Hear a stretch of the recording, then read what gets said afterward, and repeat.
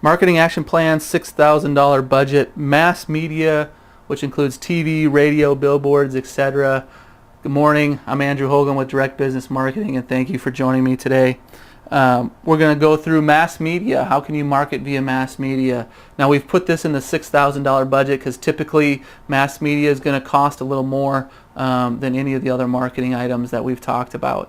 But even though it costs more, it can have some significant lead bolstering to your into your lead flow process. So let's talk about the lead flow process, and this is something we go over almost every video that we do because it's so important.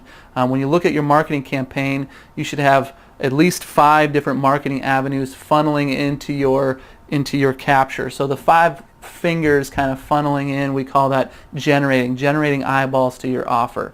Then you need to capture the lead, and today we're talking about specifically the shortest stay calculator to capture the lead. Then you need to store it in a CRM and need to nurture them via phone calls, email drip campaigns, etc. So let's move on and talk specifically about mass media. Now again, I mentioned this is going to be more costly mainly because you're casting a wide net. So you're casting a huge net out to the public. Now the benefit of this is, we see people that are doing radio, TV, that sort of thing, billboards, can have as many as 100 leads in one day come into your lead capture system. So again, you're casting a wide net. And so a couple of different points on specific mass media. So on point number 2, we're going to talk specifically about radio. Don't advertise on music stations.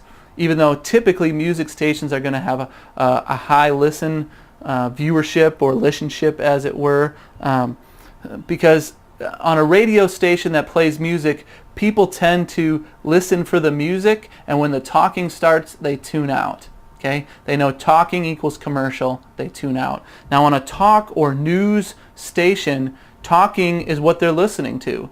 So when more talking happens, meaning your commercial, they're still tuning in. Okay, so it just tends to be someone who's going to be more responsive.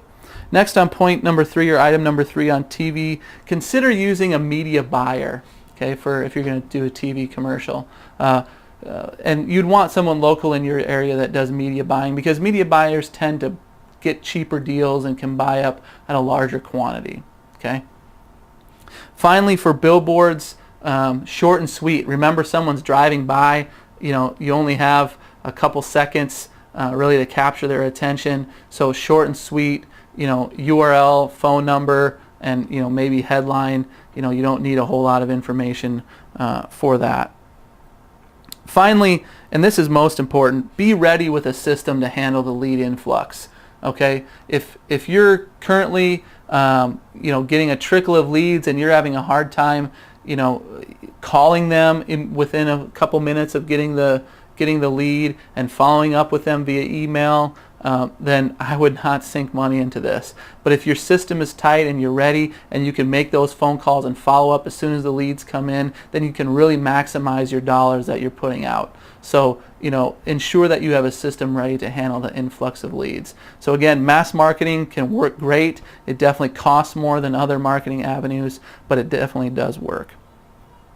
So here's my contact information. Again, my name is Andrew Hoagland with Direct Business Marketing. Join us every Wednesday right here, same bat time, same bat channel, 10 a.m. Pacific time at directbusinessmarketing.com/webinars, and I'll see you next week.